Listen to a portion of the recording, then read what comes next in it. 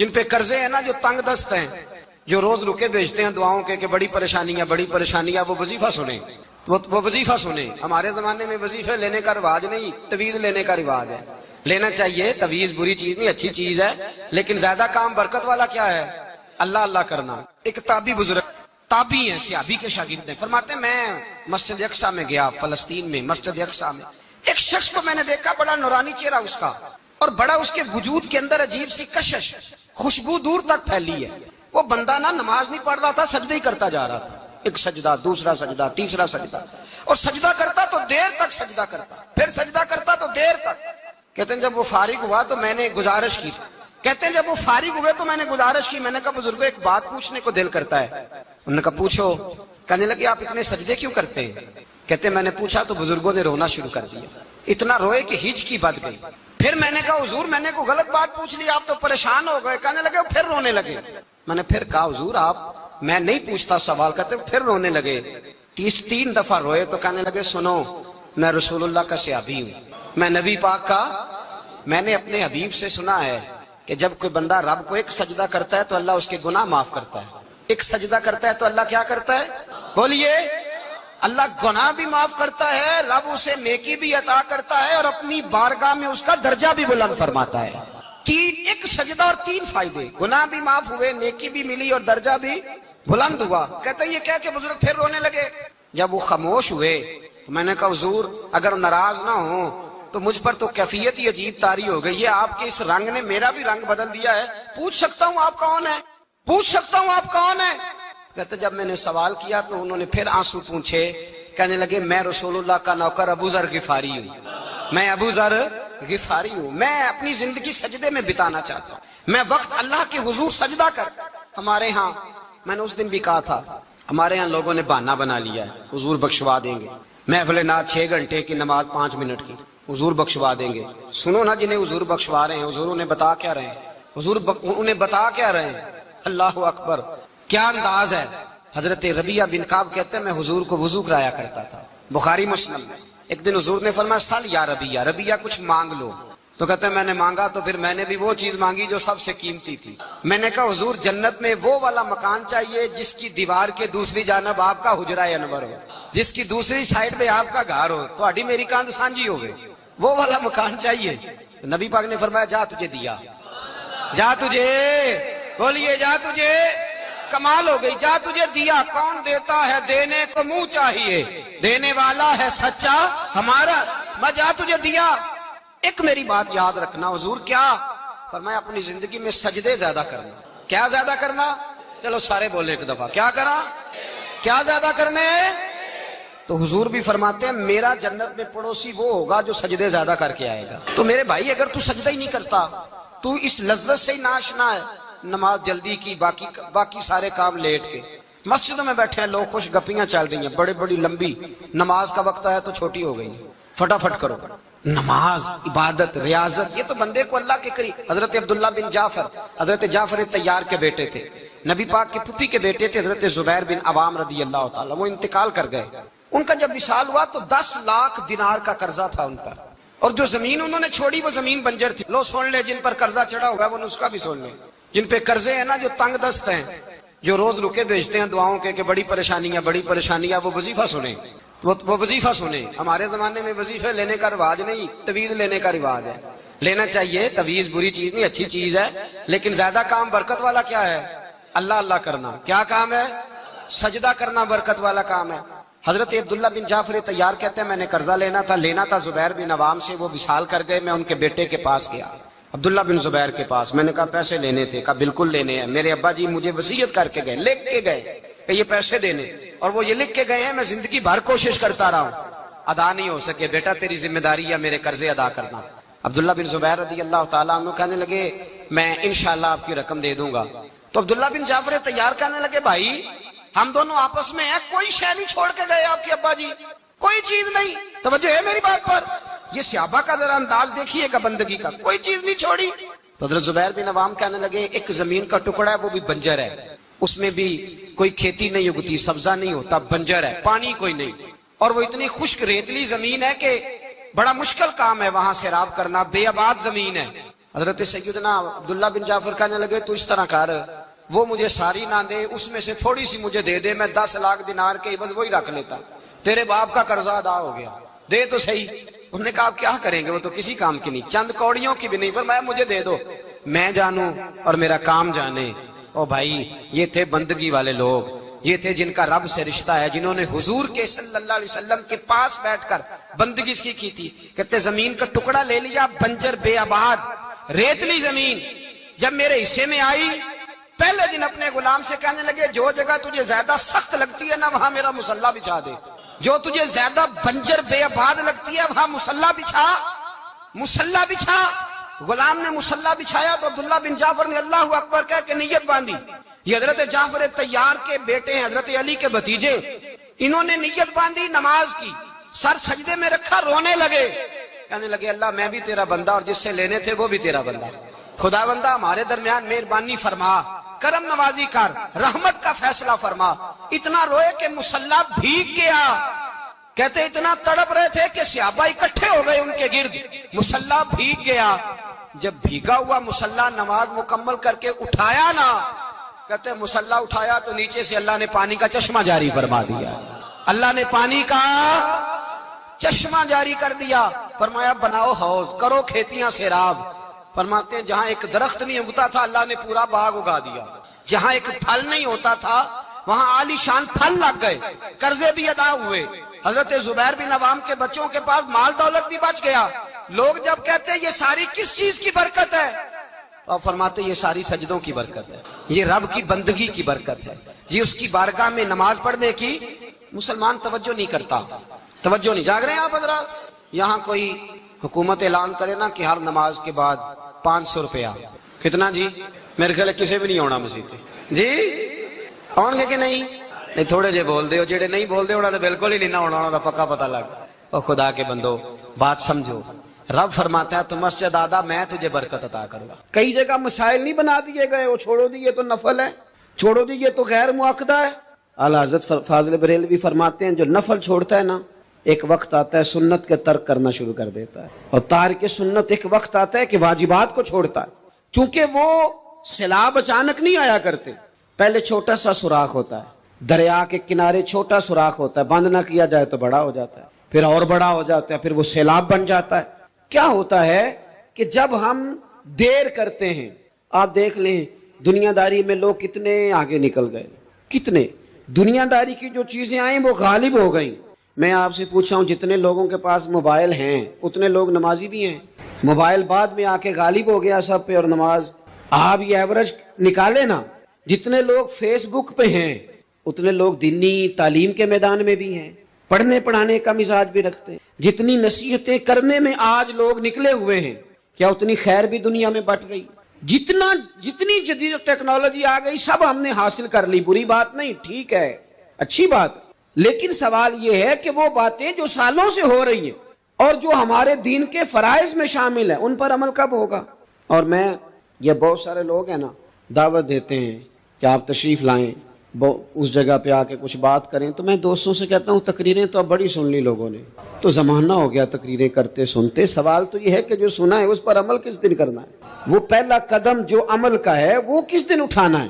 یہ کوئی گورکھ دھندا تو نہیں ہے نا کہ نشستن گفتن برخاستن۔ دیکھیں نا قرآن مجید کی آیات نازل ہوتی تھی، صحابہ دوڑ پڑتے تھے عمل کرنے کے لیے، لن تنالوا البر حتى تنفقوا مما تحبون، تم بھلائی کو نہیں پہنچو گے جب تک اپنی پیاری چیز خرچ نہ کرو۔ تو یہ آیت ہم نے بھی سنی ہوئی ہے، میں آپ سے ہاتھ نہیں اٹھواتا، آپ خود اپنے آپ سے پوچھیں، میں اپنے آپ سے پوچھتا ہوں کب پیاری چیز لا کے خرچ کیا ہم نے اللہ کے راستے میں؟ لیکن جب نازل ہوئی تھی عبداللہ ابن عمر کو گھوڑا پیارا تھا، انہوں نے فوراً لا کے پیش کر دیا تھا۔ حضرت ابو طلحہ انصاری کو باغ پیارا تھا، انہوں نے فوراً لا کے حضور کی بارگاہ میں پیش کر دیا تھا۔ ہم کب یہ کام کریں گے؟ ہم سن رہے ہیں، ہمیں آتی ہے، ہم آگے بڑھا رہے ہیں، لیکن جلدی سے صحابہ کا یہ مزاج تھا کہ جیسے ہی ان تک خیر پہنچی انہوں نے عمل کر کے دکھایا، جیسے نصیحت ملی اس نصیحت پر وہ عامل ہو گئے۔ امام جعفر صادق رضی اللہ تعالیٰ عنہ سے ایک شخص نے پوچھا حضور میں دین کی خدمت کرنا چاہتا ہوں، تبلیغ کرنا چاہتا ہوں، کوئی طریقہ بتائیں۔ بہت سارے لوگ ہیں آج کل جو یہ چاہتے ہیں کہ جناب مجھے نہ کوئی آپ نسخہ بتائیں، کوئی سلیقہ بتائیں، میں دین کا کام کرنا چاہتا ہوں۔ دعوت خیر دینا چاہتا ہوں، کوئی طریقہ بتائیں۔ تو سیدنا امام جعفر صادق رضی اللہ تعالیٰ عنہ فرمانے لگے آسان طریقہ ہے اور بغیر کسی فلسفے کے، بغیر کسی الجھی ہوئی گتھی کے سلجھی ہوئی بات ہے، بالکل طے۔ تو دین کی تبلیغ کرنا چاہتا ہے؟ اس نے کہا ہاں۔ تو فرمانے لگے بڑا آسان نسخہ ہے، اگر تو دین پھیلانا چاہتا ہے، تبلیغ کرنا چاہتا ہے، تو دین پر عمل کرنا شروع کر دے۔ عمل کے بڑے اثرات ہوتے ہیں۔ عمل، حضرت بایزید بستامی فرمایا کرتے تھے جس نے ہماری خاموشی سے کچھ نہیں سیکھا وہ ہماری تقریر سے کیا سیکھے گا۔ یہ جو عمل ہوتا ہے یہ اتنی بڑی خاموش تبلیغ ہے، اتنی بڑی۔ امام جعفر صادق فرمانے لگے تو عمل کر، وہ تیرا عمل کرنا۔ آپ پڑھیں گھر میں نماز، آپ کے بچوں کو شوق ہو جائے گا۔ آپ کھولیں گھر میں قرآن مجید، آپ کے بچوں کا دل لگ جائے گا۔ آپ بیٹھے تسبیح لے کے کہ آج میں نے آدھا گھنٹہ محبوب کی بارگاہ میں درود و سلام عرض کرنا ہے، بچوں کی طبیعت لگ جائے گی۔ عمل جو ہوتا ہے اس کا فیض بٹتا ہے، نیکی میں آگے بڑھنے کی جدوجہد، کوشش کرنا کہ میں ذرا خیر کے کام میں آگے نکلوں۔ کیا کہا حضرت عمر نے؟ کبھی ہم سنتے ہیں باتیں، کبھی اس کی گہرائی میں اترو نا۔ سیدنا فاروق اعظم فرماتے میری ساری عمر دوڑ لگی رہی کہ میں ابو بکر صدیق سے نیکیوں میں آگے نکل جاؤں۔ ساری زندگی میری دوڑ رہی، جد و جہد رہی کہ میں ابو بکر صدیق سے آگے۔ 2.5% زکوٰۃ ہے۔ عمر کہتے ہیں میں 50% لے کے آیا تھا، لیکن میں 50% پہ پہنچا تھا تو ابو بکر 100% پہ پہنچ گئے تھے، وہ سارا ہی لے آئے تھے۔ میری دوڑ رہی، یہاں بھی دوڑ ہے، میری عزت کرو، میرے آنے پہ کھڑے ہو جاؤ، معاذ اللہ میرا اکرام کرو، میں فلاں صاحب ہوتا ہوں، قبیلے میں، برادری میں، سوسائٹی میں، سماج میں یہ نام رکھتا ہوں، میں فلاں سیاسی، سماجی، فلاحی، رفائی تعارف رکھتا ہوں، میرا فلاں معاملہ ہے۔ یہ اس مزاج میں دوڑ لگ گئی، اس طبیعت کی دوڑ لگ گئی، مجھے بھی مانا جائے، مجھے بھی گنا جائے، مجھے بھی شمار کیا جائے، میرا بھی نام ہو جائے، مجھے بھی اگلوں میں رکھا جائے، قرب والوں میں میرا بھی تذکرہ کیا جائے۔ جو دوڑ ہمیں بتائی اور سکھائی گئی تھی اس دوڑ میں ہم شریک کیوں نہیں ہوتے؟ اس میں آگے کیوں نہیں نکلتے؟ وہ جو ہمیں فرمایا گیا تھا کہ تمہیں پتہ چل جائے پہلی صف کا ثواب کتنا ہے تو تم قرآن اندازی کرو۔ تو یہ قرآن اندازی کس دن ہونی ہے؟ یہ والی قرآن اندازی کس دن ہونی ہے؟ لیکن وہ قرآن اندازیاں تو ہو رہی ہیں عمرے کے ٹکٹ کی، اتنے عمرے کے ٹکٹ، اتنے عمرے کے، اچھی بات ہے، اس کی بھی کوئی مخالفت نہیں، لیکن جو کام جس میں آگے بڑھنا تھا، جس میں جد و جہد کرنی، جس میں دوڑنا تھا، جس میں کاوش کرنی تھی، اس میں تو ہم پیچھے ہیں۔ زندگی اتنی تیزی سے گزر رہی ہے، آپ یقین کریں پیچھے پلٹ کے دیکھتے ہیں تو پتہ ہی نہیں چلتا کتنے سال بیت گئے۔ بھی ایسے لگتا ہے کل ہی تو ابھی داخل کرایا تھا گھر والوں نے اسکول میں، ابھی اگلے دن کی بات ہے دارالعلوم میں داخل ہوئے تھے اور اتنے سال بیت گئے، اتنا وقت گزر گیا۔ ہم عجیب مزاج کے لوگ ہیں، یہ چاہتے ہیں کہ ہمارے بچے بڑے ہو جائیں، یہ نہیں چاہتے کہ ہم بوڑھے ہو جائیں۔ دیکھیں اگر بچے بڑے ہوں گے تو لازمی نتیجہ ہے کہ ان کے بڑے، لیکن ہم دونوں باتوں میں اپنا مزاج رکھتے ہیں، بچے بھی بڑے چاہیے ہمیں اور ہم خود بھی اپنے آپ کو بوڑھا تسلیم کرنے کو تیار۔ ماشاءاللہ جی میرا بیٹا جوان ہو گیا، تو جناب آپ کیا ہو گئے؟ اب آپ بھی تو بتائیں نا، آپ کہاں پہنچ گئے؟ وہ کیا دور تھا جب کہتے تھے میرے بیٹے کو میرا جوتا پورا آنے لگا ہے۔ جیسے جیسے بچے بڑے ہوتے تھے والدین کے لہجے میں ٹھہراؤ آتا تھا، ان کی 5 نمازوں کے ساتھ تہجد بھی شروع ہوتی تھی، اشراق اور چاشت بھی شروع ہوتی تھی۔ وہ چاہتے تھے کہ ہمارے بچے ہمیں زیادہ سے زیادہ خیر کرتا دیکھیں، وہ اپنے لفظوں پر، جملوں پر، زبانوں پر، انداز پر کنٹرول کرتے تھے۔ میاں بیوی ایک دوسرے سے کہتے تھے اب لڑنا نہیں ہے، بچے اثر قبول کرتے ہیں، بڑے ہو گئے، اب ہمیں ماحول اور طرح کا بنانا ہے۔ کب آگے نکلیں گے نیکیوں میں؟ کب ہم جد و جہد کریں گے؟ کب ہم یہ والا کام کریں گے کہ نہیں اب مجھے سنور جانا چاہیے، نہیں اب میرے اندر مثبت تبدیلی آنی چاہیے، نہیں اب مزاج میں حلم، بردباری، وقار، وزاداری، یہ چیزیں مجھے پیدا کرنی چاہیے؟ کب بچپنا ختم ہوگا؟ وہ کسی درویش نے کہا تھا نا کہ میں نے 22 سال کے بوڑھے دیکھے اور میں نے 65 سال کے بچے دیکھے۔ کہا جناب کیا مانا؟ کہنے لگے مانا یہ ہے کہ بزرگی سمجھ کے ساتھ ہوتی ہے، عمر کے ساتھ تھوڑی ہوتی ہے۔ وہ تو سمجھ کے ساتھ ہے، جس دور میں سمجھ آ گئی، شعور آ گیا، سمجھ گئے بات کو۔ ورنہ بعض لوگ معذرت کے ساتھ بعض لوگ ساری زندگی سمجھدار ہونے کو تیار ہی نہیں ہے۔ کا وقت مانگنے کا ہے تو ساری رات تو گزر گئی گیمیں کھیلتے، ٹی وی دیکھتے، اور جو لینے کا وقت تھا تو سو گیا، تو کیسے آئے گا تیرے پاس؟ اٹھے سویرے بندوں سے مانگ کے دیکھ لیا، پڑا بڑی عزتیں خراب ہوئی، فجر کا وقت اٹھ کے جھولی پھیلائے۔ میرے رسول پاک نے سلام فرماتے، رب فرماتے جب بندے میرے آگے جھولی پھیلاتے مجھے شرم آتی ہے، کیسے خالی واپس کر؟ تو اس کے سامنے جھولی پھیلائے سویرے اٹھ کے، رزق میں برکت ہوگی۔ اور پھر ایک اور بات، पांचवी बात, रिस्क में तंगी उस वक्त होती है जब हम माल गलत जगह पे खर्च करते हैं। अल्लाह माल देता है अपने फजल से, और जब हम उसे ज़ाया करें, मिसाल देता हूँ, मेरे पास एक शख्स ने आके कहा हज़रत जी बच्ची की शादी है, या मेरा घर में कोई बीमार है, या बड़ी आजमाइश है, 10,000 की ज़रूरत है, मैंने थमा दिया उसको। फिर मुझे बाद में पता चला कि ओहो वो तो अय्याशी कर रहा है पैसों से, वो तो चला गया कहीं घूमने और फलां होटल में, महंगे होटल में बैठ के खाना खा लिया, तो मेरे दिल पे क्या गुजरे उस शख्स के बारे में। बिला मिसाल और बिला तशबीह समझाने के लिए अल्लाह ने माल दिया फजल से, और अगर अय्याशियों में लगा, सूफिया फरमाते हैं कि अगर एक थैला तू हराम जगह पे खर्च करे ना, एक देना, तो 1,00,000 दिनार की बरकत तेरे घर से उठ जाती। एक थैला हराम जगह पे। ये जो गवैयों पे पैसे फेंकते हो हलाल है? चले बैंड बाजा तो शादी पे आपने अपनी मर्जी से बंद करना है या बजाना है, लेकिन गवैयों पे जो पैसे फेंकते हो जायज़ है? बोले तो फिर कहते रोते हैं बाद में लोग कि पता नहीं क्या हुआ, शादी के बाद पीछे पीछे आए। तो मैंने कहा शादी के बाद इसलिए पीछे पीछे हाथ हो गया कि शराबें बड़ी पी गई, शादी तबाही बड़ी उतरी, तो फिर अल्लाह की रहमत नाराज हो गई। और इस पर मैं कुरान मजीद की आयत पढ़ता हूँ, रब फरमाता है वमन आरदा अन ज़िक्री फ़इन्न लहू मईशतन तन्का, बड़ी सख्त आयत। वमन आरदा अन ज़िक्री, फरमाया जब तू मेरे तज़किरे से, मेरे जिक्र से मुंह फेर लेता है, फ़इन्न लहू मईशतन तन्का, तो मैं तेरी मईशत को, तेरे रिस्क को तंग कर देता हूँ, तो तेरी जिंदगानी तंग होती। और जिसकी जिंदगी अल्लाह तंग करे उसकी कोई खोल सकता है? कहते हैं बड़ी जगहों पे गया हूँ, बड़ी फूके मरवाई, बड़े दम कराए, हालात सही नहीं होते, तो मस्जिद आके तौबा कर। वो कह रहे फ़इन्न लहू मईशतन दन्का, ऐलान है कुरान पाक का कि जब तू मेरे जिक्र से मुंह फेरेगा, रोटी मेरी खाए और पैसे लेके याशी करे, मस्जिद आई ना, हुक्म तो यह है कि जितनी जितनी नेमत बढ़ती जाए सजदे पढ़ने चाहिए, लेकिन हम लोग सजदे कम करते जाते हैं, फर्द नमाज भी नहीं पढ़ते, फिर रिस्क तंग होता है, फिर अल्लाह के अदल का निज़ाम चल, फिर खराबी हो। इसलिए याद रखें, कुरान मजीद ने हुक्म दे दिया कि अगर चाहते हो कि रिस्क में बरकत हो तो फिर रिस्क देने वाले के आगे झुक जाओ, फिर रिस्क देने वाले के आगे झुको। तो माली परेशानी का बहुत बड़ा सबब यह है कि हम मस्जिद की तरफ नहीं आते, दीन की तरफ नहीं आते, पैसा नाजायज़ जगह पे खर्च होता है। आप यकीन करें मस्जिदों का हाल खस्ता है, मदारस का हाल काबिल रहम है, काबिल रहम हालत है मदारस इस्लामिया। और लोग पैसा कहाँ खर्च करते हैं? मैं तो ये रोता रहता हूँ, हर जगह रोता हूँ। मैं दुनिया के किसी पाकिस्तान के कोने में बैठता हूँ तो रोता हूँ। एक्टर पल गए, और अहले सुन्नत का तो वैसे अल्लाह हफ़ज़ है, कवालों की कोठियाँ देखने के काबिल है।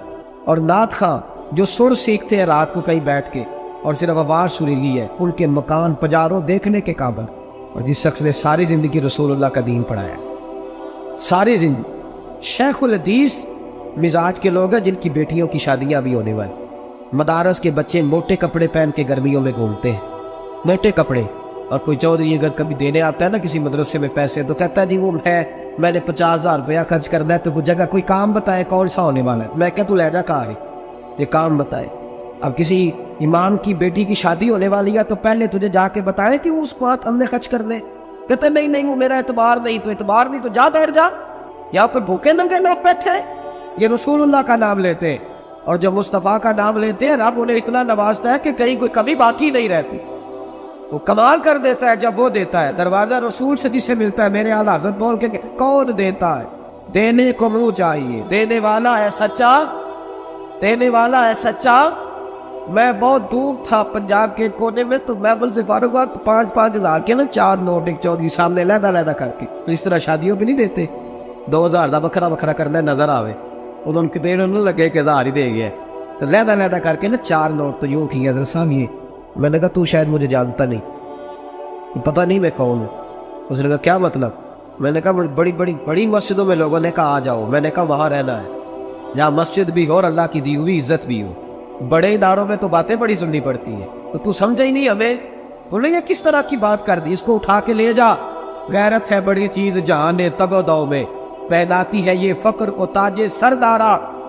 एक साहब मुझे टेलीफोन करके कहने लगे जनाब एक टाइम चाहिए था। मैंने कहा मेरे यार सारे वक्त इत्तेफाक की बात है कि 6-6, 7-7, 8-8 महीनों कब लोग वक्त ले लेते हैं, तो टाइम नहीं है। कहने लगे मेरा तो उमरा करांदा भी इरादा सी, मेरा तो तो मैंने कहा मैंने कभी ख्वाब में भी नहीं सोचा था कि मैं मदीने की इतनी हाज़री दूंगा जितनी मेरे रब ने मुझे दिलाई है।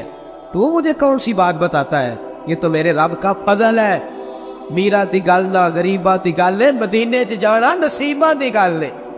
تو کیسی بات بتاتا ہے کہ تھوڑا سا میں اشارہ دوں گا تو شاید بندہ جو ہے وہ فوری طور پہ پگھل جائے گا، ایسا مسئلہ ہی کوئی نہیں۔